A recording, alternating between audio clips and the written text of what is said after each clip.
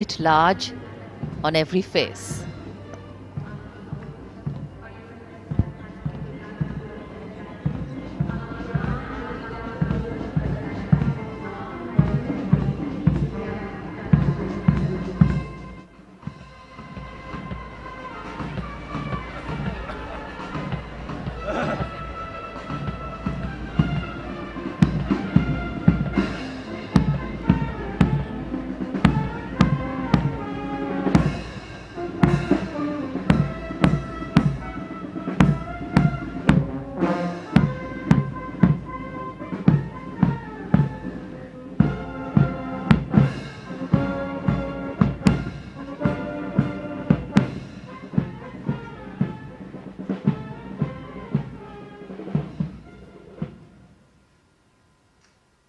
आजादी के 75 वर्ष पूर्ण होने पर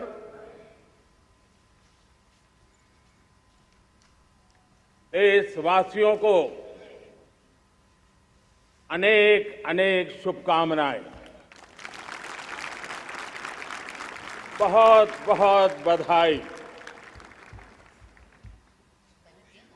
न सिर्फ हिंदुस्तान का हर कोना, लेकिन दुनिया के हर कोने में आज किसी न किसी रूप में भारतीयों के द्वारा या भारत के प्रति अपार प्रेम रखने वालों के द्वारा विश्व के हर कोने में यह हमारा तिरंगा आन बान शान के साथ लहरा रहा है। मैं विश्व भर में फैले हुए भारत प्रेमियों को, भारतीयों को आजादी के इस अमृत महोत्सव की बहुत बहुत बधाई देता हूं। आज का ये दिवस ऐतिहासिक दिवस है।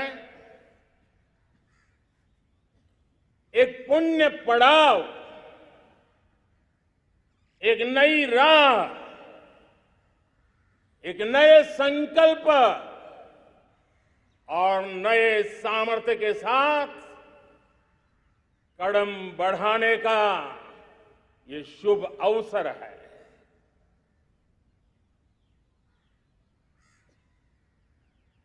आजादी के जंग में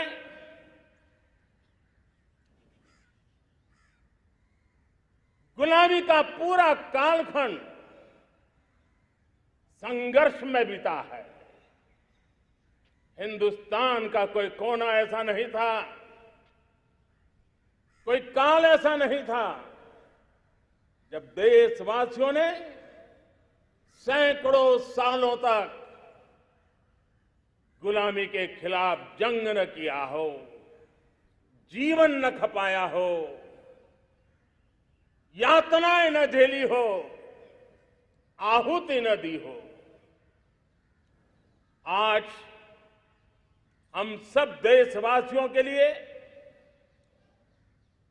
ऐसे हर महापुरुष को, हर त्यागी को, हर बलिदानी को नमन करने का अवसर है, उनका ऋण स्वीकार करने का अवसर है और उनका स्मरण करते हुए उनके सपनों को जल्द से जल्द पूरा करने का संकल्प लेने का भी अवसर है।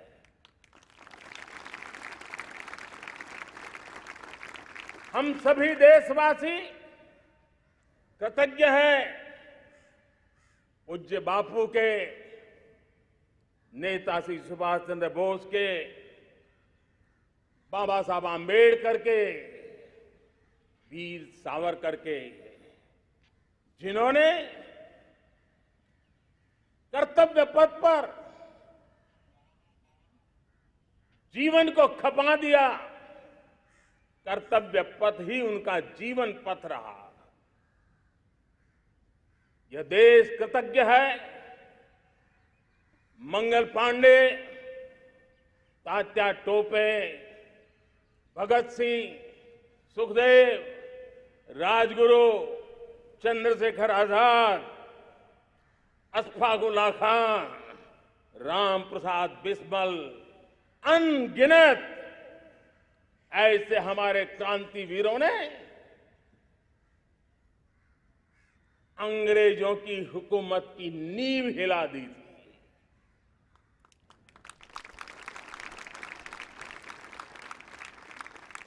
यह राष्ट्र कृतज्ञ है उन वीरांगनाओं के लिए, रानी लक्ष्मीबाई हो, झलकारी बाई, दुर्गा भाभी, रानी गाइदिन्लियो, रानी चेन्नम्मा, बेगम हजरत महल, वेलू निचियार। भारत की नारी शक्ति क्या होती है, भारत की नारी शक्ति का संकल्प क्या होता है, भारत की नारी त्याग और बलिदान की क्या पराकाष्ठा कर सकती है, वैसी अनगिनत वीरांगनाओं का स्मरण करते हुए हर हिंदुस्तानी गर्व से भर जाता है।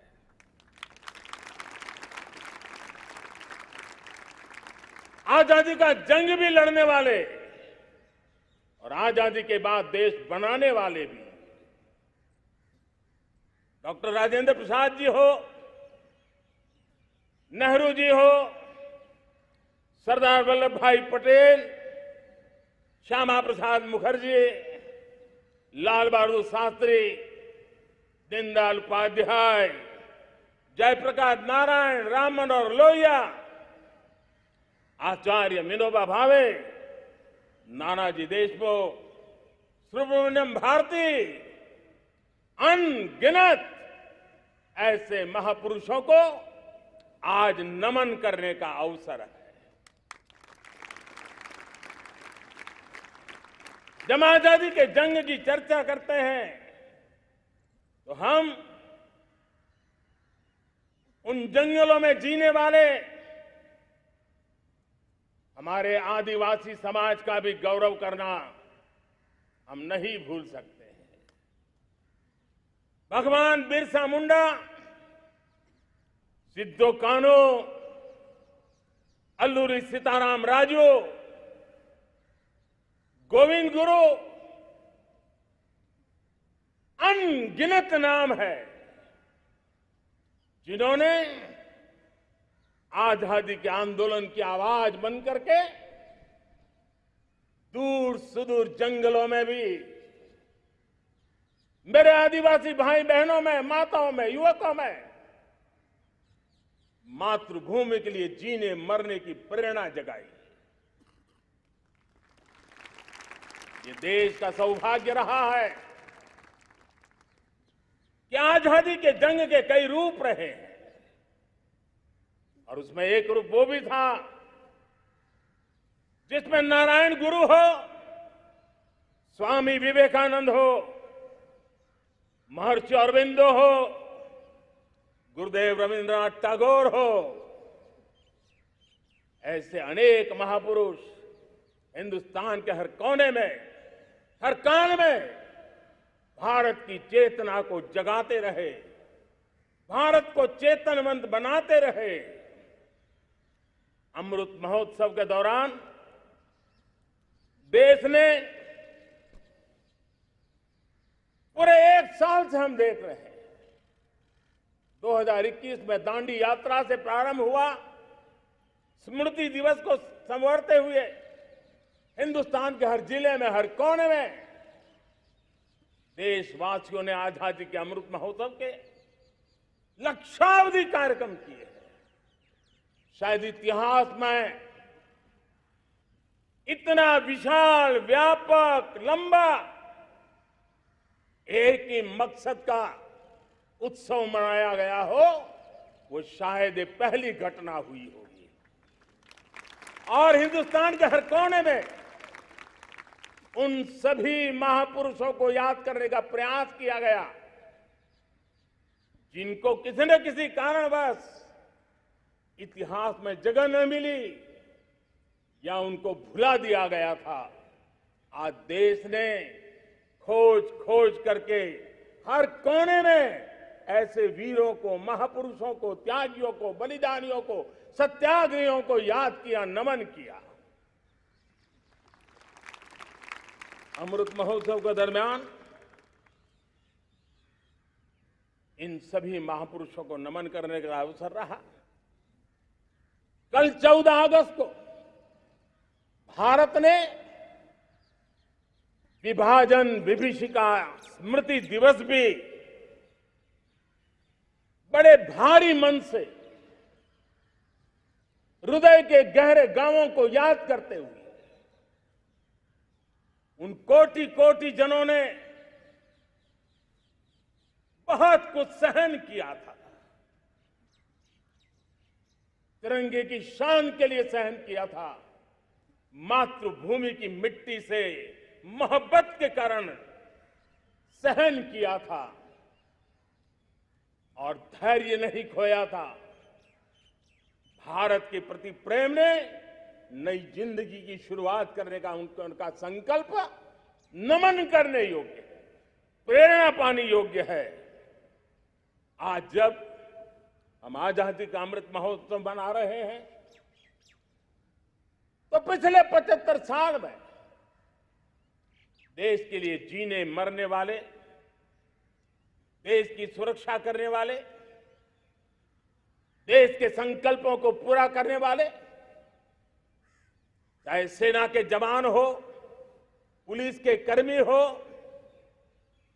शासन में बैठे हुए ब्यूरोक्रेट्स हो, जनप्रतिनिधि हो, स्थानीय स्वराज की संस्थाओं के शासक प्रशासक रहे हो, राज्यों के शासक प्रशासक रहे हो, केंद्र के शासक प्रशासक रहे हो, 75 साल में इन सबके योगदान को भी आज स्मरण करने का अवसर है और देश के कोटि कोटि नागरिकों को भी जिन्होंने 75 साल अनेक प्रकार की कठिनाइयों के बीच भी देश को आगे बढ़ाने के लिए अपने से जो हो सका वो करने का प्रयास किया है। मेरे प्यारे देशवासियों, 75 साल की हमारी ये यात्रा अनेक उतार चढ़ाव से भरी हुई है। सुख दुख की छाया मंडराती रही है और इसके बीच भी हमारे देशवासियों ने उपलब्धियां की है, पुरुषार्थ किया है, हार नहीं मानी है, संकल्पों को ओझल नहीं होने दिया है। और इसलिए और ये भी सच्चाई है कि सैकड़ों सालों के गुलामी के कालखंड ने भारत के मन को, भारत के मानवीय की भावनाओं को गहरे घाव किए थे, गहरी चोटें पहुंचाई थी, लेकिन उसके भीतर एक जिद भी थी, एक जिजीविषा भी थी, एक जुनून भी था, एक जोम भी था। और उसके कारण अभावों के बीच में भी, उपहास के बीच में भी, और जब आजादी का जंग अंतिम चरण में था तो देश को डराने के लिए, निराश करने के लिए, हताश करने के लिए सारे उपाय किए गए थे।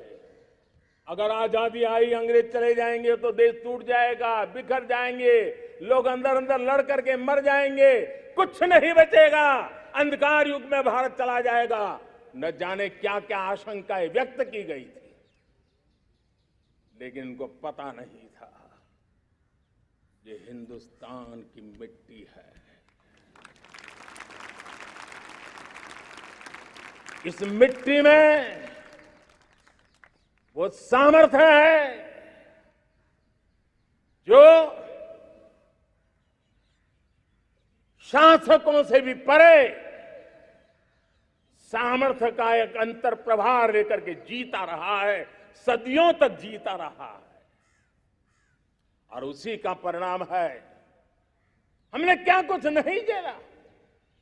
कभी अन्न का संकट झेला, कभी युद्ध के शिकार हो गए, आतंकवाद ने डगर डगर चुनौतियां पैदा की, निर्दोष नागरिकों को मौत के घाट उतार दिया गया, छद्म युद्ध चलते रहे, प्राकृतिक आपदाएं आती रही, सफलता विफलता, आशा निराशा, न जाने कितने पड़ाव आए हैं।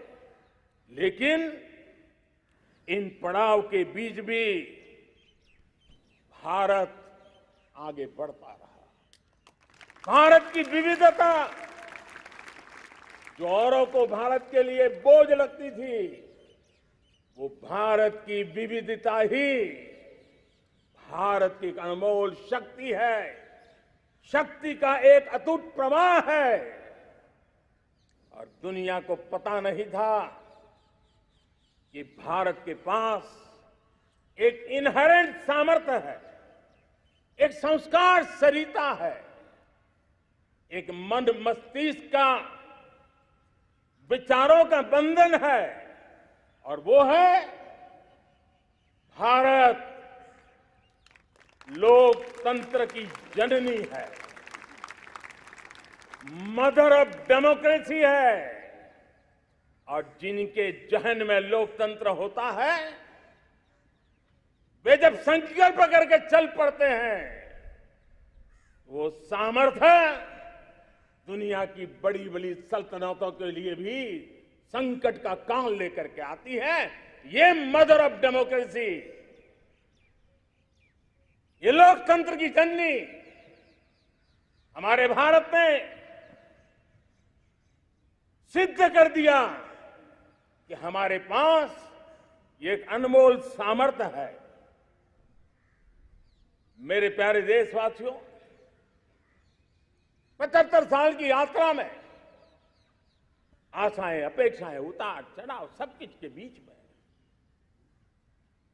हर एक के प्रयास से हम जहां तक पहुंच पाए थे, पहुंचे थे। और 2014 में देशवासियों ने मुझे दायित्व दिया। आजादी के बाद जन्मा हुआ मैं पहला व्यक्ति था जिसको लाल किले से देशवासियों का गौरवगान करने का अवसर मिला था।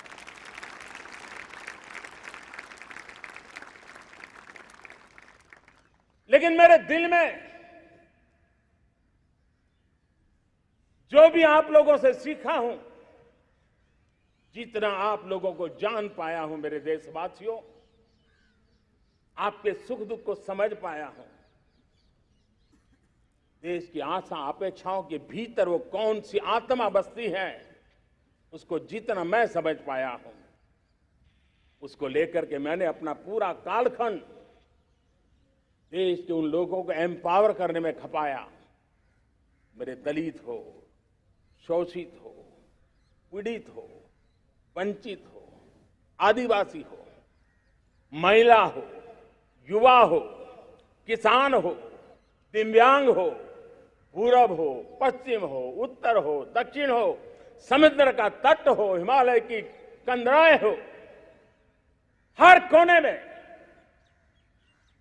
महात्मा गांधी का जो सपना था आखिर इंसान की चिंता करने का, महात्मा गांधी जी जो आकांक्षा थी अंतिम छोर पर बैठे हुए व्यक्ति को समर्थ बनाने की, मैंने अपने आप को उसके लिए समर्पित किया। और उन 8 साल का नतीजा और आजादी के इतने दशकों का अनुभव आज 75 साल के बाद जब अमृत काल की ओर कदम रख रहे हैं, अमृत काल की ये पहली प्रभात है, तब मैं एक ऐसे सामर्थ्य को देख रहा हूं और जिससे मैं गर्व से भर जाता हूं। देशवासियों, मैं आज देश का सबसे बड़ा सौभाग्य ये देख रहा हूं कि भारत का जनमन आकांक्षी जनमन है। एस्पिरेशनल सोसाइटी किसी भी देश की बहुत बड़ी अमानत होती है और हमें गर्व है कि आज हिंदुस्तान के हर कोने में, हर समाज के हर वर्ग में, हर तबके में आकांक्षाएं उफान पर है। देश का हर नागरिक चीजें बदलना चाहता है, बदलते देखना चाहता है, लेकिन इंतजार करने को तैयार नहीं है, अपनी आंखों के सामने देखना चाहता है, कर्तव्य से जुड़ करके करना चाहता है, वो गति चाहता है, वो प्रगति चाहता है। 75 साल में संजोए हुए सारे सपने अपने ही आंखों के सामने पूरा करने के लिए वो लालायित है, उत्साहित है, उतावला भी है। कुछ लोगों को इसके कारण संकट हो सकता है, क्योंकि जब एस्पिरेशनल सोसाइटी होती है तब सरकारों को भी तलवार की धार पे चलना पड़ता है, सरकारों को भी समय के साथ दौड़ना पड़ता है। और मुझे विश्वास है, चाहे केंद्र सरकार हो, राज्य सरकार हो, स्थानीय स्वराज की संस्थाएं हो, किसी भी प्रकार की शासन व्यवस्था क्यों न हो, हर किसी को इन एस्पिरेशनल सोसाइटी को एड्रेस करना पड़ेगा। उनकी आकांक्षाओं के लिए हम ज्यादा इंतजार नहीं कर सकते। हमारे इस एस्पिरेशनल सोसाइटी ने लंबे अरसे तक इंतजार किया है, लेकिन अब वो अपनी आने वाली पीढ़ी को इंतजार में जीने के लिए मजबूर करने को तैयार नहीं है। और इसलिए ये अमृत काल का पहली प्रभात हमें उस एस्पिरेशनल सोसाइटी की आकांक्षाओं को पूरा करने के लिए एक बहुत बड़ा सुनहरा अवसर देकर के आई है। मेरे प्यारे देशवासियों, हमने पिछले दिनों देखा है, एक और ताकत का हमने अनुभव किया है, और वो है भारत में एक सामूहिक चेतना का पुनर्जागरण हुआ है। एक सामूहिक चेतना का पुनर्जागरण आजादी के इतने संघर्ष में से जो अमृत था वो अब संजोया जा रहा है, संकलित हो रहा है, संकल्प में परिवर्तित हो रहा है, पुरुषार्थ की पराकाष्ठा जुड़ रही है और सिद्धि का मार्ग नजर आ रहा है। ये चेतना, मैं समझता हूं कि चेतना का जागरण, ये पुनर्जागरण, ये हमारी सबसे बड़ी अमानत है। और ये पुनर्जागरण देखिए, 10 अगस्त तक लोगों को पता तक नहीं होगा शायद कि देश के भीतर कौन सी ताकत है, लेकिन पिछले 3 दिन से जिस प्रकार से तिरंगे झंडे को लेकर के, तिरंगा की यात्रा लेकर के देश चल पड़ा है, बड़े बड़े सोशल साइंस के एक्सपर्ट्स वे भी शायद कल्पना नहीं कर सकते कि मेरे भीतर के अंदर कितने, मेरे देश के भीतर कितना बड़ा सामर्थ्य है, एक तिरंगे झंडे ने दिखा दिया है। यह पुनर्चेतना, पुनर्जागरण का पल है। ये लोग समझ नहीं पाए हैं, जब देश जनता कर्फ्यू के लिए हिंदुस्तान का हर कोना निकल पड़ता है, तब उस चेतना की अनुभूति है। जब देश ताली थाली बजा करके कोरोना वॉरियर के साथ कंधे से कंधा मिला करके खड़ा हो जाता है, तब चेतना की अनुभूति होती है।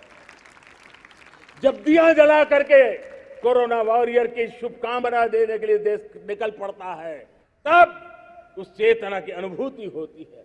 दुनिया कोरोना के कालखंड में वैक्सीन लेना या न लेना, वैक्सीन काम का है कि नहीं है, उस उलझन में जी रहा था। उस समय मेरे देश के गांव गरीब भी 200 करोड़ डोज दुनिया को चौंका देने वाला काम करके दिखा देते हैं। यही चेतना है, यही सामर्थ्य है। इस सामर्थ्य ने आज देश को एक नई ताकत दी है। मेरे प्यारे भाइयों बहनों, तीसरा एक महत्वपूर्ण सामर्थ्य मैं देख रहा हूं। जैसे एस्पिरेशनल सोसाइटी, जैसे पुनर्जागरण, वैसे ही आजादी के इतने दशकों के बाद पूरे विश्व का भारत की तरफ देखने का नजरिया बदल चुका है। विश्व भारत की तरफ गर्व से देख रहा है, अपेक्षा से देख रहा है। समस्याओं का समाधान भारत की धरती पर दुनिया खोजने लगी है। दोस्तों, विश्व का ये बदलाव, विश्व की सोच में ये परिवर्तन 75 साल की हमारी अनुभव यात्रा का परिणाम है। हम जिस प्रकार से संकल्पों लेकर चल पड़े हैं, दुनिया इसे देख रही है और आखिरकार विश्व भी उम्मीदें लेकर के जी रहा है। उम्मीदें पूरे करने का सामर्थ्य कहां पड़ा है, वो उसे दिखने लगा है।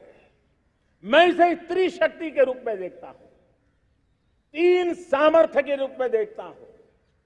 और ये त्रिशक्ति है एस्पिरेशन की, पुनर्जागरण की और विश्व की उम्मीदों की। और इसे पूरा करने के लिए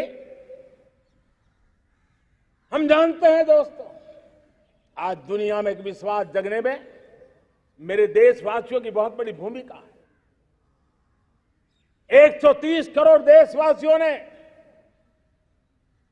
कई दशकों के अनुभव के बाद स्थिर सरकार का महत्व क्या होता है, राजनीतिक स्थिरता का महत्व क्या होता है, पॉलिटिकल स्टेबिलिटी दुनिया में किस प्रकार की ताकत दिखा सकती है, नीतियों में कैसा सामर्थ्य होता है, उन नीतियों पर विश्व का कैसे भरोसा बनता है, ये भारत ने दिखाया है और दुनिया भी इसे समझ रही है। और हम जब राजनीतिक स्थिरता हो, नीतियों में गतिशीलता हो, निर्णयों में तेजी हो, सर्वव्यापकता हो, सर्वसमावेशकता हो, तो विकास के लिए हर कोई भागीदार बनता है। हमने सबका साथ सबका विकास का मंत्र लेकर के हम चले थे, लेकिन देखते ही देखते देशवासियों ने सबका विश्वास और सबका प्रयास से उसमें और रंग भर दिए हैं। और इसलिए हमने देखा है हमारी सामूहिक शक्ति को, हमारे सामूहिक सामर्थ्य को हमने देखा है।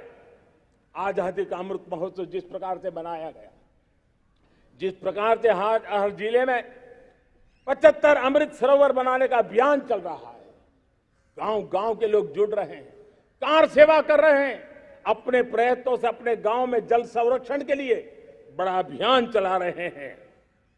और इसलिए भाइयों बहनों, चाहे स्वच्छता का अभियान हो, चाहे गरीबों के कल्याण का काम हो, देश आज पूरी शक्ति से आगे बढ़ रहा है। लेकिन भाइयों बहनों, हम लोग आजादी के अमृत काल में हमारी 75 साल की यात्रा को, उसका गौरवगान करते रहेंगे, अपनी ही पीठ थपथपाते रहेंगे, तो हमारे सपने कहीं दूर चले जाएंगे। और इसलिए 75 साल का कालखंड कितना ही शानदार रहा हो, कितने ही संकटों वाला रहा हो, कितने ही चुनौतियों वाला रहा हो, कितने ही सपने अधूरे दिखते हो, उसके बावजूद भी आज जब हम अमृत काल में प्रवेश कर रहे हैं, अगले 25 वर्ष हमारे देश के लिए अत्यंत महत्वपूर्ण है। और इसलिए जब मैं आज मेरे सामने लाल किले पर से 130 करोड़ देशवासियों के सामर्थ्य का स्मरण करता हूं, उनके सपनों को देखता हूं, उनके संकल्पों की अनुभूति करता हूं, तो साथियों मुझे लगता है आने वाले 25 साल के लिए हमें उस पंच प्राण पर अपनी शक्ति को केंद्रित करनी होगी, अपने संकल्पों को केंद्रित करना होगा, अपने सामर्थ्य को केंद्रित करना होगा और हमें उन पंच प्राण को लेकर के 2047 जब आजादी के 100 साल होंगे, आजादी के दीवानों के सारे सपने पूरे करने का जिम्मा उठा करके चलना होगा। जब मैं पंच प्राण की बात करता हूं तो पहला प्राण, अब देश बड़े संकल्प लेकर के ही चलेगा, बहुत बड़े संकल्प लेकर के चलना होगा और वो बड़ा संकल्प है विकसित भारत। अब उससे कुछ कम नहीं होना चाहिए, बड़ा संकल्प। दूसरा प्राण है किसी भी कोने में, हमारे मन के भीतर, हमारे आदतों के भीतर गुलामी का एक भी अंश अगर भी अभी भी है तो उसको किसी भी हालत में बचने नहीं देना। अब 100%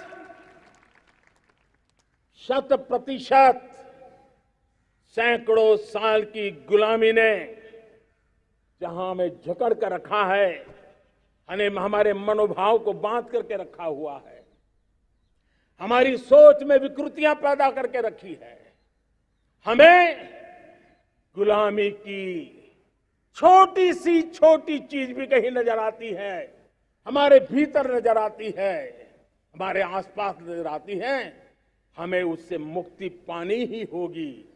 ये हमारा दूसरी प्राण शक्ति है।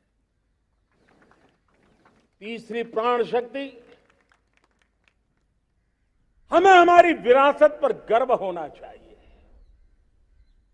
हमारी विरासत के प्रति, क्योंकि यही विरासत है जिसने कभी भारत को स्वर्णिम काल दिया था,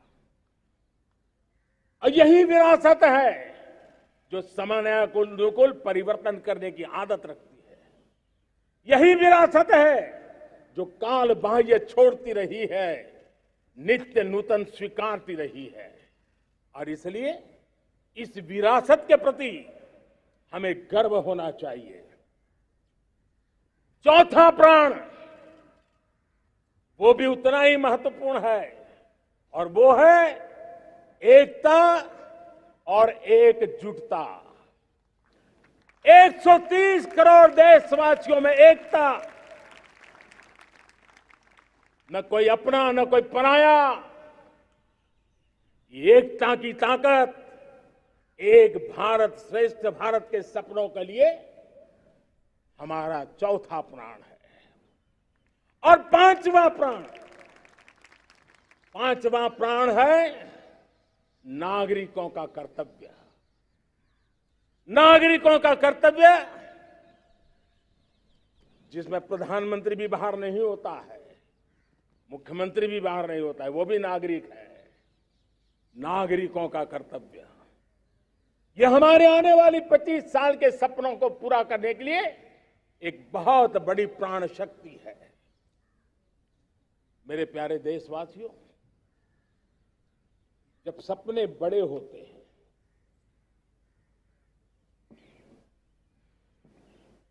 जब संकल्प बड़े होते हैं, तो पुरुषार्थ भी बहुत बड़ा होता है, शक्ति भी बहुत बड़ी मात्रा में जुट जाती है। अब कोई कल्पना कर सकता है कि देश 40-42 के कालखंड को याद कीजिए, देश उठ खड़ा हुआ था। किसी ने हाथ में झाड़ू लिया था, किसी ने तकली ली थी, किसी ने रेंटिया लिया था, किसी ने सत्याग्रह का मार्ग चुना था, किसी ने संघर्ष का मान चुना था, किसी ने क्रांति की वीरता का रास्ता चुना था। लेकिन संकल्प बड़ा था आजादी। और ताकत देखिए, बड़ा संकल्प था तो आजादी लेके रहे, हम आजाद हो गए। अगर संकल्प छोटा होता, सीमित होता, तो शायद आज भी संघर्ष करने के दिन चालू रहते। लेकिन संकल्प बड़ा था तो हमने हासिल भी किया। मेरे प्यारे देशवासियों, अब आज जब अमृत काल की पहली प्रभात है, तो हमें इस 25 साल में विकसित भारत बना के रहना है, अपनी आंखों के सामने। और जो 20, 22, 25 साल के नौजवान मेरे देश के मेरे सामने हैं, मेरे देश के नौजवानों, जब देश आजादी के 100 साल मनाएगा, तब आप 50-55 के हुए होंगे। मतलब आपके जीवन का ये स्वर्णिम काल, आपकी उम्र के ये 25-30 साल भारत के सपनों को पूरा करने का काल है। आप संकल्प लेकर के मेरे साथ चल पड़िए साथियों, तिरंगे झंडे की शपथ लेकर के चल पड़िए। हम सब पूरी ताकत से लगे आए। बड़ा संकल्प, मेरा देश विकसित देश होगा, डेवलप कंट्री होगा। विकास के हर पैरामीटर में हम मानव केंद्रीय व्यवस्था को विकसित करेंगे। हमारे केंद्र में मानव होगा, हमारे केंद्र में के मानव की आशा आकांक्षाएं होगी। हम जानते हैं, भारत जब बड़े संकल्प करता है तो करके भी दिखाता है। जब मैंने यहां स्वच्छता की बात कही थी मेरे पहले भाषण में, देश चल पड़ा, जिससे जहां हो सका स्वच्छता की ओर आगे बढ़ा, और गंदगी के प्रति नफरत एक स्वभाव बनता गया। यही तो देश है जिसने इसको करके दिखाया है, और कर भी रहा है, आगे भी कर रहा है। यही तो देश है जिसने वैक्सीनेशन, दुनिया दुविधा में थी, 200 करोड़ का लक्ष्य पार कर लिया, समय सीमा में कर लिया, पुराने सारे रिकॉर्ड तोड़ के कर लिया। ये देश कर सकता है। हमने तय किया था देश को, खाड़ी के तेल पर हम गुजारा करते हैं, झाड़ी के तेल की ओर कैसे बढ़े। 10% इथेनॉल ब्लेंडिंग का सपना बड़ा लगता था, पुराना इतिहास बताता था संभव नहीं है, लेकिन समय से पहले 10% इथेनॉल ब्लेंडिंग करके देश ने इस सपने को पूरा कर दिया। भाइयों बहनों, 2.5 करोड़ लोगों को इतने कम समय में बिजली कनेक्शन पहुंचाना छोटा काम नहीं था, देश ने करके दिखाया। लाखों परिवारों के घर में जल से नल, नल से जल, नल से जल पहुंचाने का काम आज देश तेज गति से कर रहा है। खुले में शौच से मुक्ति भारत के अंदर आज संभव हो पाया है। मेरे प्यारे देशवासियों, अनुभव कहता है कि एक बार हम सब संकल्प लेकर के चल पड़े तो हम निर्धारित लक्ष्यों को पार कर सकते हैं। रिन्यूएबल एनर्जी का लक्ष्य हो,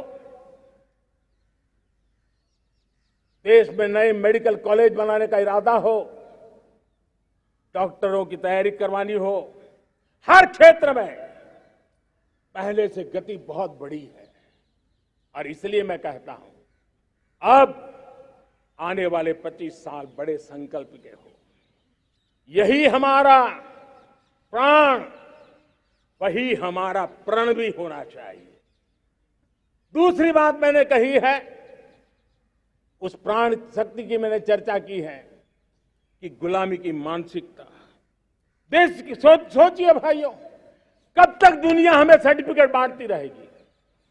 कब तक दुनिया के सर्टिफिकेट पर हम गुजारा करेंगे? क्या हम अपने मानक नहीं बनाएंगे? क्या 130 करोड़ का देश अपने मानकों को पार करने के लिए पुरुषार्थ नहीं कर सकता है? हमें किसी भी हालत में औरों के जैसा दिखने की कोशिश करने की जरूरत नहीं है। हम जैसे हैं वैसे लेकिन सामर्थ्य के साथ खड़े होंगे, ये हमारा मिजाज होना चाहिए। हमें गुलामी से मुक्ति चाहिए। हमारे मन के भीतर दूर दूर 7 समंदर के नीचे भी गुलामी का तत्व नहीं बच रहना चाहिए। और मैं आशा देखता हूं, जिस प्रकार से नई राष्ट्रीय शिक्षा नीति बनी है, जिस मंथन के साथ बनी है, कोटि कोटि लोगों के विचार प्रवाह को संकलित करते हुए बनी है, और भारत की धरती की जमीन से जुड़ी हुई शिक्षा नीति बनी है। रसकस हमारी धरती के मिले हैं। हमने जो कौशल्य पर बल दिया है, ये एक ऐसा सामर्थ्य है जो हमें गुलामी से मुक्ति की ताकत देगा। हमने देखा है, कभी कभी तो हमारी टैलेंट भाषा के बंधनों में बन जाती है। यह गुलामी की मानसिकता का परिणाम है। हमें हमारे देश की हर भाषा पे गर्व होना चाहिए। वो हमें भाषा आती हो या ना आती हो, लेकिन मेरे देश की भाषा है, मेरे पूर्वजों ने दुनिया को दी हुई ये भेंट सौगात है, हमें गर्व होना चाहिए। मेरे साथियों, आज डिजिटल इंडिया का रूप हम देख रहे हैं, स्टार्टअप देख रहे हैं। कौन लोग हैं? ये वो टैलेंट है जो टियर 2, टियर 3 सिटी में किसी गांव गरीब के परिवार में बसे हुए लोग हैं। ये हमारे नौजवान हैं जो आज नई नई खोज के साथ दुनिया के सामने आ रहे हैं। गुलामी की मानसिकता हमें उसे तिलांजलि देनी पड़ेगी। अपने सामर्थ्य पे भरोसा करना होगा। दूसरी एक बात जो मैंने कही, तीसरी मेरी प्राण शक्ति की बात है, वो है हमारी विरासत पर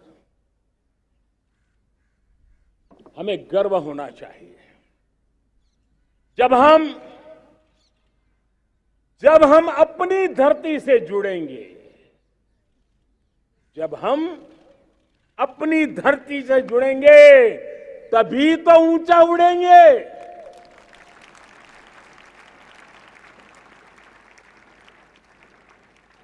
और जब हम ऊंचा उड़ेंगे तो हम विश्व को भी समाधान दे पाएंगे। हमने देखा है, जब हम अपनी चीजों पे गर्व करते हैं, आज दुनिया होलिस्टिक हेल्थ केयर की चर्चा कर रही है, लेकिन जब होलिस्टिक हेल्थ केयर की चर्चा करती है तो उसकी नजर भारत के योग पर जाती है, भारत के आयुर्वेद पर जाती है, भारत की होलिस्टिक लाइफस्टाइल के पर जाती है। ये हमारी विरासत है, हम जो दुनिया को दे रहे हैं। दुनिया आज उससे प्रभावित हो रही है। अब हमारी ताकत देखिए,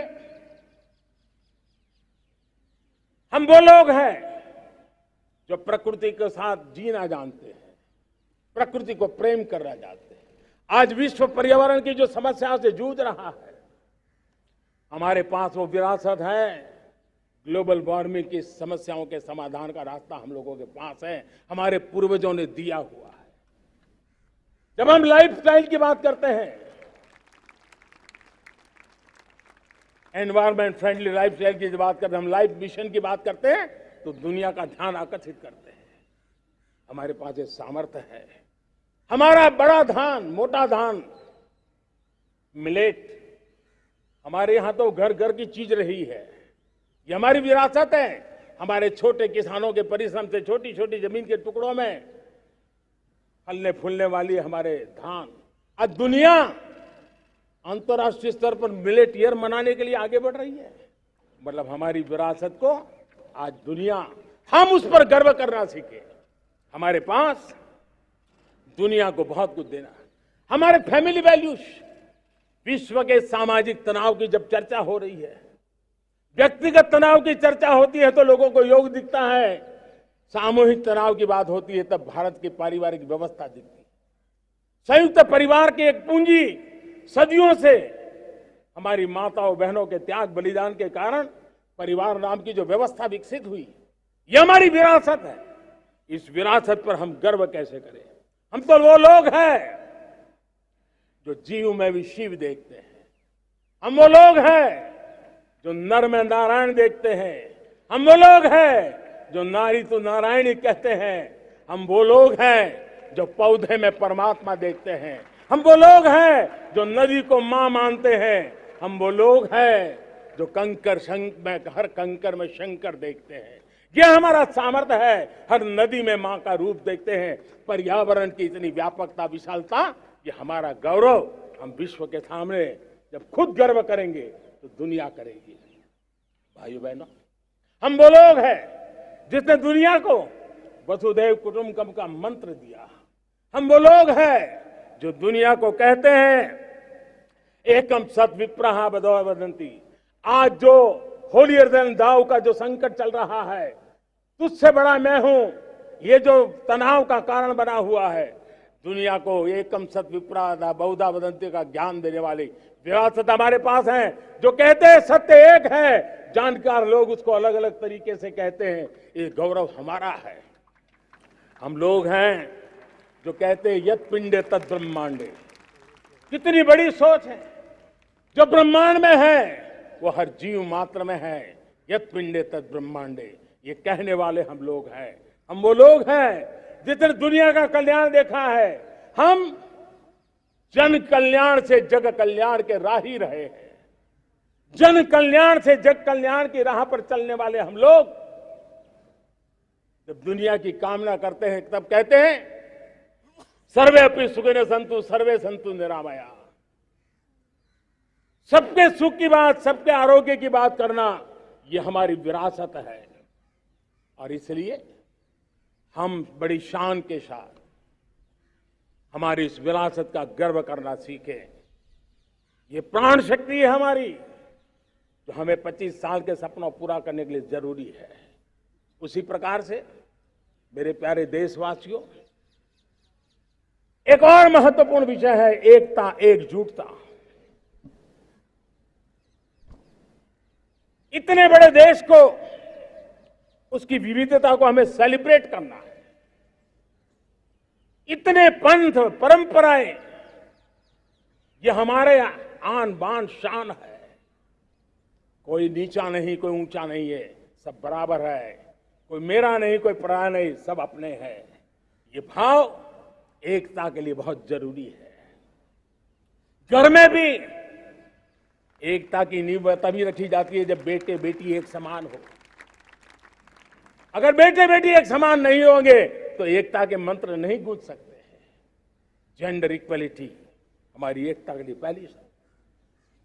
जब हम एकता की बात करते हैं, अगर हमारे एक ही पैरामीटर हो, एक ही मानदंड हो, जिस मानदंड को हम कहें इंडिया फर्स्ट, मैं जो कुछ भी कर रहा हूं, जो भी सोच रहा हूं, जो बोल रहा हूं, इंडिया फर्स्ट के अनुकूल है, एकता का रास्ता खुल जाएगा। दोस्त, हमें एकता से बांधने का वो मंत्र है, हमें इसको पकड़ना है। मुझे पूरा विश्वास है कि हम समाज के अंदर ऊंच नीच के भेदभावों से, मेरे तेरे के भेदभावों से हम सबकी पुजारी बने। श्रमेव जयते कहते हैं हम, श्रमिक का सम्मान, ये हमारा स्वभाव होना चाहिए। लेकिन भाइयों बहनों, मैं लाल किले से मेरी एक पीड़ा और कहना चाहता हूं। ये दर्द मैं कहे बिना नहीं रह सकता। मैं जानता हूं कि शायद लाल किले का विषय नहीं हो सकता, लेकिन मेरे भीतर का दर्द मैं कहां कहूंगा। देशवासियों के सामने नहीं कहूंगा तो कहां कहूंगा। और वो है, किसी न किसी कारण से हमारे अंदर एक ऐसी विकृति आई है, हमारी बोलचाल में, हमारे व्यवहार में, हमारे कुछ शब्दों में, हम नारी का अपमान करते हैं।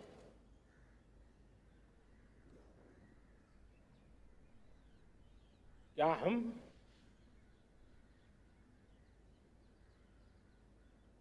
स्वभाव से, संस्कार से, रोजमर्रा की जिंदगी में नारी को अपमानित करने वाली हर बात से मुक्ति का संकल्प ले सकते हैं?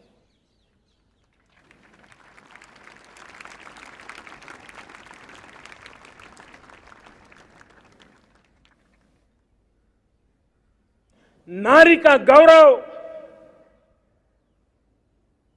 राष्ट्र के सपने पूरे करने में बहुत बड़ी पूंजी बनने वाला है।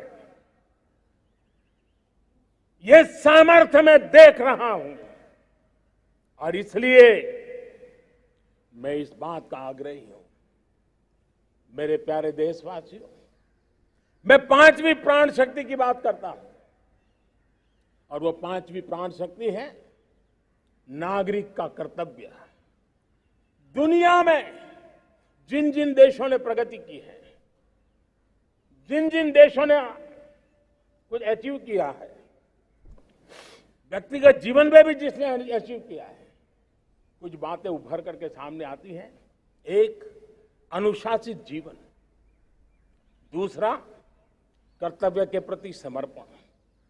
व्यक्ति की जीवन की सफलता हो, समाज की हो, परिवार की हो, राष्ट्र की हो, ये मूलभूत मार्ग है, ये मूलभूत प्राण शक्ति है और इसलिए हमें कर्तव्य पर बल देना ही होगा। ये शासन का काम है कि बिजली 24 घंटे पहुंचाने के लिए प्रयास करे, लेकिन ये नागरिक का कर्तव्य है कि जितनी ज्यादा यूनिट बिजली बचा सकते बचाएं। हर खेत में पानी पहुंचाना सरकार की जिम्मेवारी है, सरकार का प्रयास है, लेकिन पर ड्रॉप मोर क्रॉप, पानी बचाते हुए आगे बढ़ना, मेरे हर खेत से आवाज उठनी चाहिए।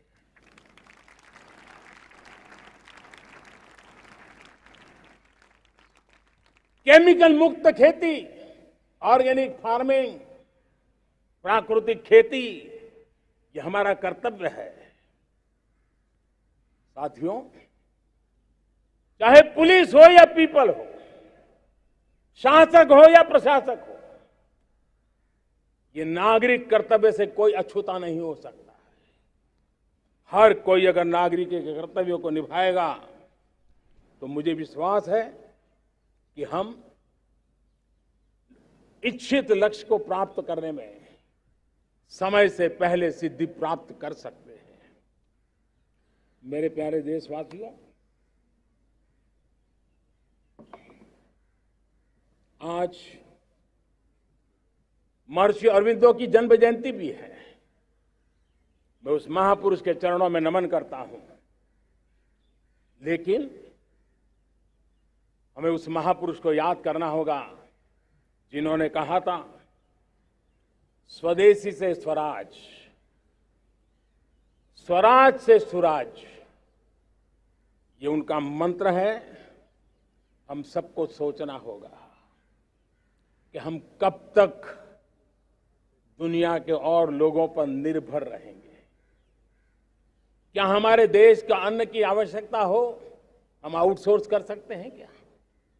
जब देश ने तय कर लिया कि हमारा पेट हम खुद भरेंगे, देश ने करके दिखाया कि नहीं दिखाया? एक बार संकल्प लेते हैं तो होता है दोस्त।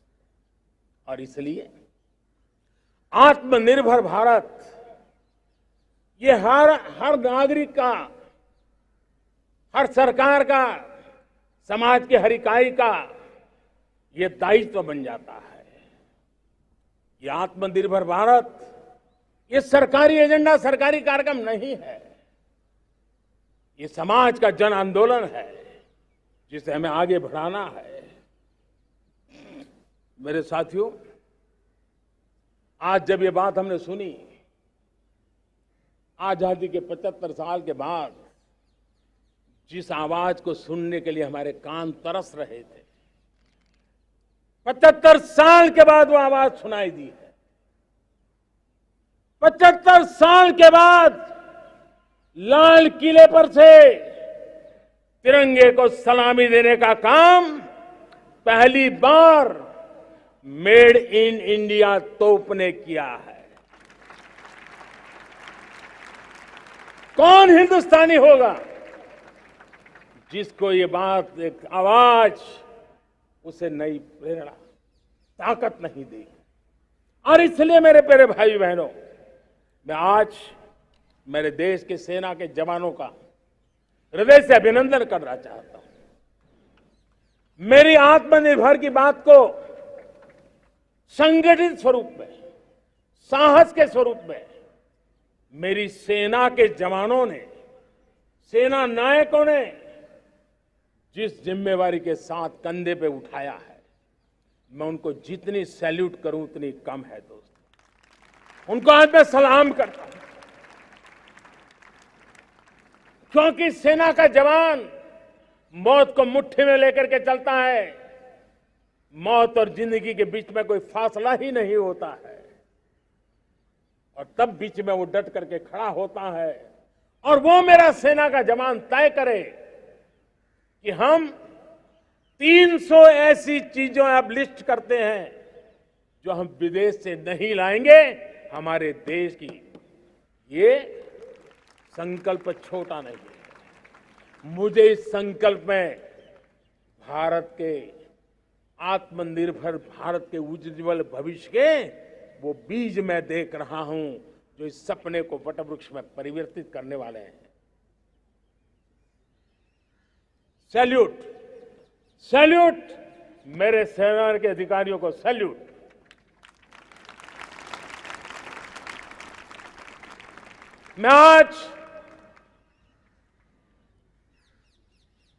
मैं मेरे छोटे छोटे बालकों को, 5 साल 7 साल की आयु के बालक, उनको भी सैल्यूट करना चाहता हूं, उनको भी सलाम करना चाहता हूं। जब देश के सामने चेतना जगी, मैंने सैकड़ों परिवारों से सुना है, 5-5, 7 साल के बच्चे घर में कह रहे हैं कि अब हम विदेशी खिलौने से नहीं खेलते। 5 साल का बच्चा घर में विदेशी खिलौने से नहीं खेलेंगे, ये जब संकल्प करता है ना, तब आत्मनिर्भर भारत उसकी रगों में दौड़ता है। आज देखिए, पीएलआई स्कीम 1 लाख करोड़ रुपया दुनिया के लोग हिंदुस्तान में अपना नसीब आजमाने आ रहे हैं, टेक्नोलॉजी लेकर के आ रहे हैं, रोजगार के नए अवसर बना रहे हैं। भारत मैन्युफैक्चरिंग हब बनता जा रहा है, आत्मनिर्भर भारत की बुनियाद बना रहा है। आज इलेक्ट्रॉनिक गुड्स मैन्युफैक्चरिंग हो, मोबाइल फोन का मैन्युफैक्चरिंग हो, आज देश बहुत तेजी से प्रगति कर रहा है। जब हमारा ब्रह्मोस दुनिया में जाता है, कौन हिंदुस्तानी होगा जिसका मन आसमान को न छूता होगा। दोस्तों, आज हमारी मेट्रो कोचेज, हमारी वंदे भारत ट्रेन विश्व के लिए आकर्षण बन रहा है। मेरे प्यारे देशवासियों, हमें आत्मनिर्भर बनना है हमारे एनर्जी सेक्टर में। हम कब तक एनर्जी के सेक्टर में किसी और पर डिपेंडेंट रहेंगे? और हमें सोलार का क्षेत्र हो, विंड एनर्जी का क्षेत्र हो, रिन्यूएबल के और भी जो रास्ते हो, मिशन हाइड्रोजन हो, बायोफ्यूल की कोशिश हो, इलेक्ट्रिक व्हीकल पर जाने की बात हो, हमें आत्मनिर्भर बन करके इन व्यवस्थाओं को आगे बढ़ाना होगा। मेरे प्यारे देशवासियों, आज प्राकृतिक खेती भी आत्मनिर्भर का एक मार्ग है। फर्टिलाइजर से जितनी ज्यादा मुक्ति, आज देश में नैनो फर्टिलाइजर के कारखाने की नई आशा लेकर के आए हैं। लेकिन प्राकृतिक खेती, केमिकल फ्री खेती आत्मनिर्भर को ताकत दे सकती है। आज देश में रोजगार के क्षेत्र में ग्रीन जॉब के नए नए क्षेत्र बहुत तेजी से खुल रहे हैं। भारत ने नीतियों के द्वारा स्पेस को खोल दिया है। ड्रोन की बहुत दुनिया में सबसे प्रगतिशील पॉलिसी लेकर के आए हैं। हमने देश के नौजवानों के लिए नए द्वार खोल दिए हैं। मेरे प्यारे भाइयों बहनों, मैं प्राइवेट सेक्टर को भी आह्वान करता हूं, आइए हमें विश्व में छा जाना है। आत्मनिर्भर भारत का ये भी सपना है कि दुनिया को भी जो आवश्यकताएं हैं उसको पूरा करने में भारत पीछे नहीं जाएगा। हमारे लघु उद्योग हो, सूक्ष्म उद्योग हो, कुटीर उद्योग हो, जीरो डिफेक्ट, जीरो इफेक्ट हमें उस करके हमें दुनिया में जाना होगा। हमें स्वदेशी पर गर्व करना होगा। मेरे प्यारे देशवासियों, हम बार बार लाल बहादुर शास्त्री जी को याद करते हैं। जय जवान जय किसान का उनका मंत्र आज भी देश के लिए प्रेरणा है। बाद में अटल बिहारी वाजपेयी जी ने जय विज्ञान कह करके उसमें एक कड़ी जोड़ दी थी और देश ने उसको प्राथमिकता दी थी। लेकिन अब अमृतकाल के लिए एक और अनिवार्यता है और वो है जय अनुसंधान। जय जवान जय किसान जय विज्ञान जय अनुसंधान, इनोवेशन। और मुझे मेरे देश की युवा पीढ़ी में भरोसा है। इनोवेशन की ताकत देखिए। आज हमारा यूपीआई, भीम, हमारा डिजिटल पेमेंट, फिनटेक की दुनिया में हमारा स्थान आज विश्व में रियल टाइम 40% अगर डिजिटल फाइनेंशियल का ट्रांजैक्शन होता है तो मेरे देश में हो रहा है। हिंदुस्तान ने ये करके दिखाया है। मेरे प्यारे देशवासियों, अब हम 5G के दौर की ओर कदम रख रहे हैं। बहुत दूर इंतजार नहीं करना होगा, हम कदम मिलाने वाले हैं। हम ऑप्टिकल फाइबर गांव-गांव में पहुंचा रहे हैं। डिजिटल इंडिया का सपना गांव से गुजरेगा, ये मुझे पूरी जानकारी है। आज मुझे खुशी है, हिंदुस्तान के 4 लाख कॉमन सर्विस सेंटर्स गांवों में विकसित हो रहे हैं। गांव के नौजवान बेटे बेटियां कॉमन सर्विस सेंटर चला रही हैं। देश गर्व कर सकता है कि गांव के क्षेत्र में 4 लाख डिजिटल एंटरप्रेन्योर का तैयार होना और सारी सेवाएं लोग, गांव के लोग उनके यहां लेने के लिए आदी बन जाए, ये अपने आप में टेक्नोलॉजी हब बनने की भारत की जो ताकत है। मेरे प्यारे देशवासियों, ये जो डिजिटल इंडिया का मूवमेंट है, जो सेमीकंडक्टर की ओर हम कदम मांड रहे हैं, 5G की ओर कदम मांड रहे हैं, ऑप्टिकल फाइबर का नेटवर्क बिछा रहे हैं, ये सिर्फ आधुनिकता की पहचान ऐसा नहीं है। 3 बड़ी ताकतें इसके अंदर समाहित है। शिक्षा में आमूलचूल क्रांति, ये डिजिटल माध्यम से आने वाली है। स्वास्थ्य सेवाओं में आमूलचूल क्रांति डिजिटल से आने वाली है। कृषि जीवन में भी बहुत बड़ा बदलाव डिजिटल से आने वाला है। एक नया विश्व तैयार हो रहा है। भारत उसे आगे बढ़ाने के लिए, और मैं साफ देख रहा हूं दोस्तों, ये डेकेड मानव जात के लिए टेकेड का समय है, टेक्नोलॉजी का डेकेड है। भारत के लिए तो ये टेकेड जिसका मन टेक्नोलॉजी से जुड़ा हुआ है, आईटी की दुनिया में भारत ने अपना एक लोहा बनवा लिया है, तो ये टेकेड का सामर्थ्य भारत के प्यास है। हमारा अटल इनोवेशन मिशन, हमारे इंक्यूबेशन सेंटर, हमारे स्टार्टअप एक नया पूरा क्षेत्र का विकास कर रहे हैं। युवा पीढ़ी के लिए नए अवसर लेकर के आ रहे हैं।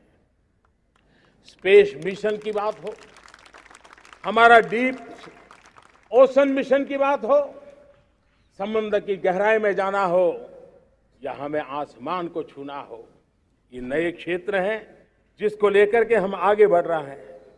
मेरे प्यारे देशवासियों, हम इस बात को न भूलें, और भारत ने सदियों से देखा हुआ है, जैसे देश में कुछ नमूना रूप कामों की जरूरत होती है, कुछ बड़ी बड़ी ऊंचाइयों की जरूरत होती है, लेकिन साथ साथ धरातल पर मजबूती बहुत आवश्यक होती है। भारत की आर्थिक विकास की संभावनाएं धरातल की मजबूती से जुड़ी हुई है, और इसलिए हमारे छोटे किसान, उनका सामर्थ्य, हमारे छोटे उद्यमी, उनका सामर्थ्य, हमारे लघु उद्योग, कुटीर उद्योग, सूक्ष्म उद्योग, रेहड़ी पटरी वाले लोग, घरों में काम करने वाले लोग, ऑटो रिक्शा चलाने वाले लोग, बस सेवाएं देने वाले लोग, ये समाज का जो सबसे बड़ा तबका है, इसका सामर्थ्यवान होना भारत के सामर्थ्य की गारंटी है।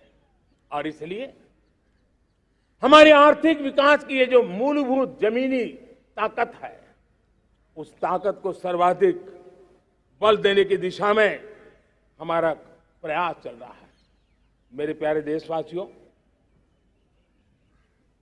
हमारे पास 75 साल का अनुभव है। हमने 75 साल में कई सारी सिद्धियां भी प्राप्त की हैं। हमने 75 साल के अनुभव में नए सपने भी संजोए हैं, नए संकल्प भी लिए हैं। लेकिन अमृतकाल के लिए हमारे मानव संसाधन का ऑप्टिमम आउटकम कैसे हो, हमारी प्राकृतिक संपदा का ऑप्टिमम आउटकम कैसे हो, इस लक्ष्य को लेकर के हमें चलना है। और तब मैं पिछले कुछ सालों से अनुभव से कहना चाहता हूं, आपने देखा होगा आज अदालत के अंदर देखिए, हमारी वकील के क्षेत्र में काम करने वाले हमारी नारी शक्ति किस ताकत के साथ नजर आ रही है। आप ग्रामीण क्षेत्र में जनप्रतिनिधि के रूप में देखिए, हमारी नारी शक्ति किस मिजाज से, समर्पित भाव से अपनी गांवों की समस्याओं को सुलझाने में लगी हुई है। आज ज्ञान का क्षेत्र देख लीजिए, विज्ञान का क्षेत्र देख लीजिए, हमारे देश की नारी शक्ति सिरमौर नजर आ रही है। आज हम पुलिस में देखें, हमारी नारी शक्ति लोगों की सुरक्षा की जिम्मेवारी उठा रही है। हम जीवन के हर क्षेत्र में देखें, खेलकूद का मैदान देखें या युद्ध की भूमि देखें, भारत की नारी शक्ति एक नए सामर्थ्य, नए विश्वास के साथ आगे आ रही है। मैं इसको भारत की 75 साल की जो यात्रा में जो योगदान है, उसमें अब कई गुना योगदान आने वाले 25 साल में मैं मेरी नारी शक्ति का देख रहा हूं, मेरी माताओं, बहनों का, मेरी बेटियों का देख रहा हूं। और इसलिए ये सारे हिसाब किताब से ऊपर है, सारे आपके पैरामीटर से अतिरिक्त है। हम इस पर जितना ध्यान देंगे, हम जितने ज्यादा अवसर हमारी बेटियों को देंगे, जितनी सुविधाएं हमारी बेटियों के लिए केंद्रित करेंगे, आप देखना वो हमें बहुत कुछ लौटा करके देगी। वो देश को इस ऊंचाई पर ले जाएगी। इस अमृत काल में जो सपने पूरे करने में जो मेहनत लगने वाली है, अगर हमारी नारी शक्ति की मेहनत जुड़ जाएगी, व्यापक रूप से जुड़ जाएगी, तो हमारी मेहनत कम होगी, हमारा समय सीमा भी कम हो जाएगी, हमारे सपने और तेजस्वी होंगे, और ओजस्वी होंगे, और दैदीप्यमान होंगे। और इसलिए आइए साथियों, हम जिम्मेवारियों को लेकर आगे बढ़े। मैं आज भारत के संविधान के निर्माताओं का भी धन्यवाद करना चाहता हूं, तो उन्होंने जो हमें फेडरल स्ट्रक्चर दिया है, उसके स्पिरिट को बनाते हुए, उसकी भावनाओं का आदर करते हुए हम कंधे से कंधा मिला करके इस अमृत काल में चलेंगे, तो सपने साकार होकर के रहेंगे। कार्यक्रम भिन्न हो सकते हैं, कार्यशैली भिन्न हो सकती है, लेकिन संकल्प भिन्न नहीं हो सकते। राष्ट्र के लिए सपने भिन्न नहीं हो सकते। आइए हम एक ऐसे युग के अंदर आगे बढ़े। मुझे याद है, जब मैं गुजरात का मुख्यमंत्री था, केंद्र में हमारे विचार की सरकार नहीं थी, लेकिन मेरे गुजरात में हर जगह पे मैं एक ही मंत्र लेके चलता था कि भारत के विकास के लिए गुजरात का विकास, भारत का विकास हम कहीं पर भी हो, हम सबके मन मस्तिष्क में रहना चाहिए। हमारे देश के कई राज्य हैं जिन्होंने देश को आगे बढ़ाने में बहुत भूमिका अदा की है, नेतृत्व किया है, कई क्षेत्रों में उदाहरण काम किए हैं। ये हमारे फेडरलिज्म को ताकत देते हैं। लेकिन आज समय की मांग है कि हमें कोऑपरेटिव फेडरलिज्म के साथ साथ कोऑपरेटिव कॉम्पिटिटिव फेडरलिज्म की जरूरत है। हमें विकास की स्पर्धा की जरूरत है। हर राज्य को लगना चाहिए वो राज्य आगे निकल गया, मैं इतनी मेहनत करूंगा, मैं आगे निकल जाऊंगा। उसने ये 10 अच्छे काम किए हैं, मैं 15 अच्छे काम करके दिखाऊंगा। उसने 3 साल में पूरा किया है, मैं 2 साल में करके दिखाऊंगा। हमारे राज्यों के बीच में, हमारी सर्विस सरकार की सभी इकाइयों के बीच में वो स्पर्धा का वातावरण चाहिए जो हमें विकास की नई ऊंचाइयों पर ले जाने के लिए प्रयास करे। मेरे प्यारे देशवासियों, इस 25 वर्ष का अमृतकाल के लिए जब हम चर्चा करते हैं तब मैं जानता हूं चुनौतियां अनेक हैं, मर्यादाएं अनेक हैं, मुसीबतें भी हैं, बहुत कुछ है। हम इसको कम नहीं आंकते हैं, रास्ते खोजते हैं, लगातार कोशिश कर रहे हैं। लेकिन 2 विषयों को तो मैं यहां आज चर्चा करना चाहता हूं। चर्चा अनेक विषयों पर हो सकती है, लेकिन मैं अभी समय की सीमा के कारण 2 विषयों पर चर्चा करता हूं। और मैं मानता हूं हमारे इन सारी चुनौतियों को कारण, विकृतियों के कारण, बीमारियों के कारण इस 25 साल का अमृतकाल, उस पर शायद अगर हमने समय रहते नहीं चेते, समय रहते समाधान नहीं किए, तो वो ये विकराल रूप ले सकते हैं। और इसलिए मैं सबकी चर्चा न करते हुए 2 पर जरूर चर्चा करना चाहता हूं। एक है भ्रष्टाचार, दूसरा है भाई भतीजावाद, परिवारवाद। भारत जैसे लोकतंत्र में जहां लोग गरीबी से जूझ रहे हैं, जब ये दृश्य देखते हैं कि एक तरफ वो लोग हैं जिनके पास रहने के लिए जगह नहीं है, दूसरी तरफ वो तरह लोग हैं जिनको अपना चोरी किया हुआ माल रखने के लिए जगह नहीं है, ये स्थिति अच्छी नहीं है। और इसलिए हमें भ्रष्टाचार के खिलाफ पूरी ताकत से लड़ना है। पिछले 8 वर्षों में डायरेक्ट बेनिफिट ट्रांसफर के द्वारा, आधार, मोबाइल, इन सारे आधुनिक व्यवस्थाओं का उपयोग करते हुए 2 लाख करोड़ रुपए जो गलत हाथों में जाते थे, उसको बचा करके देश की भलाई के लिए काम लगाने में हम सफल हुए हैं।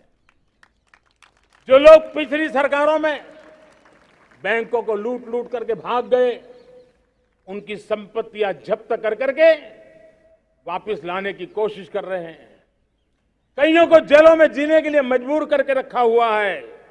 हमारी कोशिश है जिन्होंने देश को लूटा है उनको लौटाना पड़े, वो स्थिति हम पैदा करेंगे। भाइयों बहनों, अब भ्रष्टाचार के खिलाफ मैं साफ देख रहा हूं कि हम एक निर्णायक कालखंड में कदम रख रहे हैं। बड़े बड़े चमरबंदी भी बच नहीं पाएंगे। इस मिजाज के साथ भ्रष्टाचार के खिलाफ एक निर्णायक कालखंड में अब हिंदुस्तान कदम रख रहा है। और मैं लाल किले की प्राचीर से बड़ी जिम्मेवारी के साथ कह रहा हूं। और इसलिए भाइयों बहनों, भ्रष्टाचार दीमक की तरह देश को खोखला कर रहा है। मुझे इसके खिलाफ लड़ाई लड़नी है, लड़ाई को तेज करना है, निर्णायक मोड़ पे लेकर के ही जाना है। तब मेरे 130 करोड़ देशवासी आप मुझे आशीर्वाद दीजिए, आप मेरा साथ दीजिए।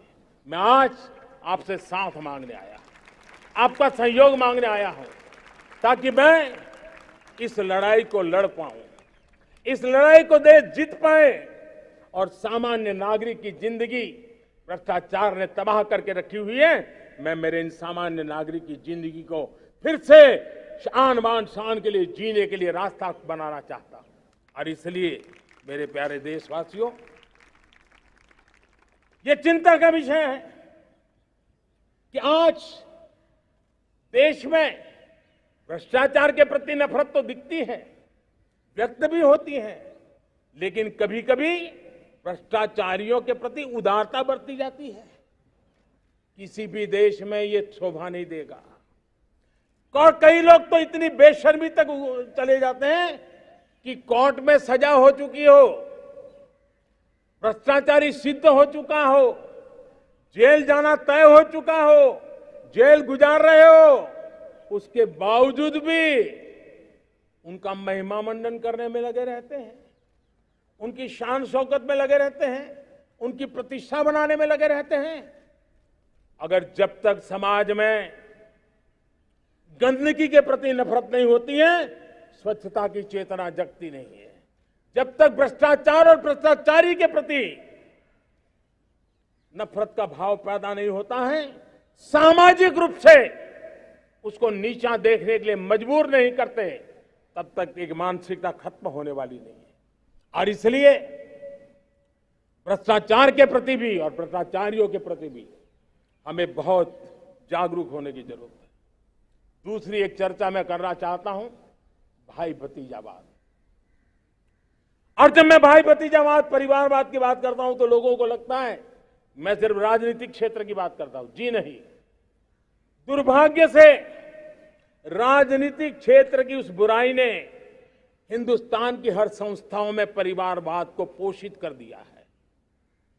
परिवारवाद हमारी अनेक संस्थाओं को अपने में लपेटे हुए है और उसके कारण मेरे देश की टैलेंट को नुकसान होता है, मेरे देश के सामर्थ्य को नुकसान होता है। जिनके पास अवसर की संभावनाएं हैं, वो परिवारवाद, भाई भतीजे के बाद बाहर रह जाता है। भ्रष्टाचार का भी कारण ये भी एक बन जाता है, ताकि उसका कोई भाई भतीजे के कार्य आसरा नहीं है तो लगता है चलो भाई कहीं से खरीद करके के जगह बना लूं। इस परिवारवाद से, भाई भतीजावाद से हमें हर संस्थाओं में एक नफरत पैदा करनी पड़ी होगी, जागरूकता पैदा करनी होगी, तब हम हमारी संस्थाओं को बचा पाएंगे। संस्थाओं के उज्जवल भविष्य के लिए बहुत आवश्यक है। उसी प्रकार से राजनीति में भी परिवारवाद ने देश के सामर्थ्य को सबसे सारा अन्याय किया है। परिवारवादी राजनीति परिवार की भलाई के लिए होती है, उसको देश की भलाई से कोई लेना देना नहीं होता है।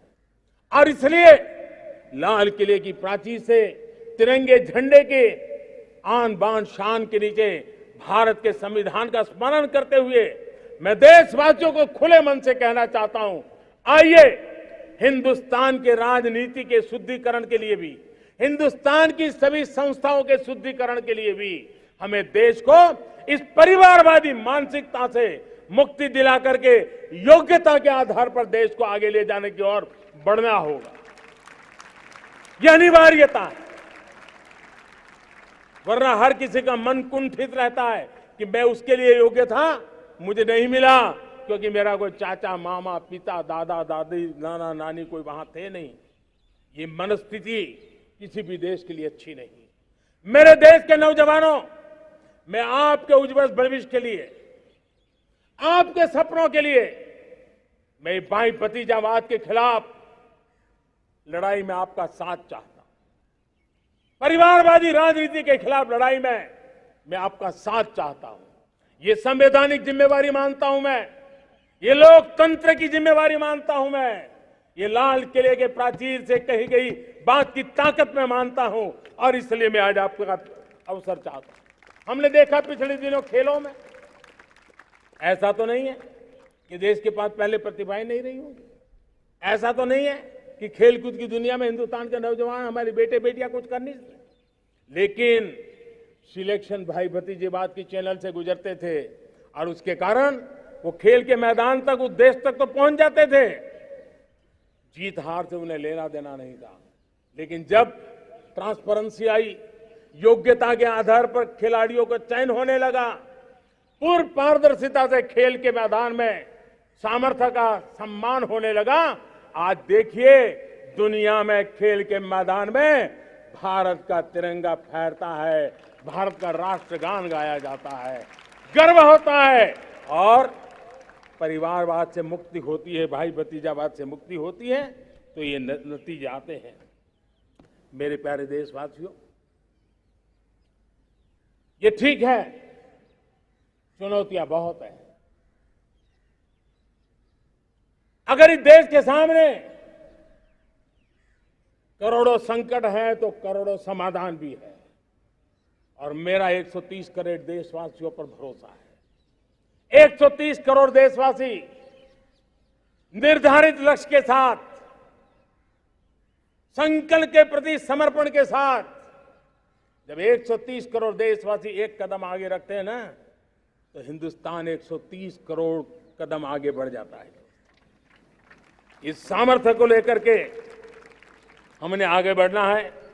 इस अमृत काल में, जब ये अमृत काल की पहली बेला है, पहली प्रभात है, हमें आने वाले 25 साल को एक पल भी भूलना नहीं है। एक एक दिन, समय का प्रत्येक क्षण, जीवन का प्रत्येक कण मातृभूमि के लिए जीना, और तभी आजादी के दीवानों को हमारी सच्ची श्रद्धांजलि होगी।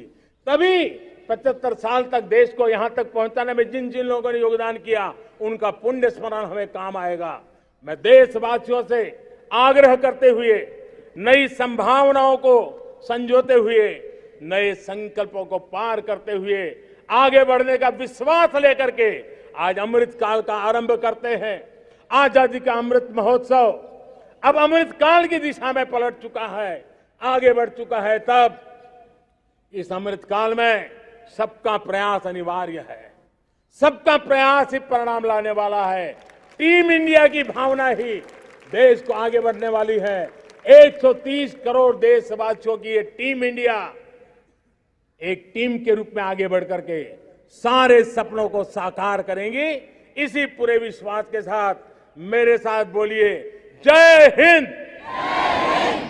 जय हिंद, जय हिंद, भारत माता की, भारत माता की, भारत माता की, वंदे वंदे वंदे।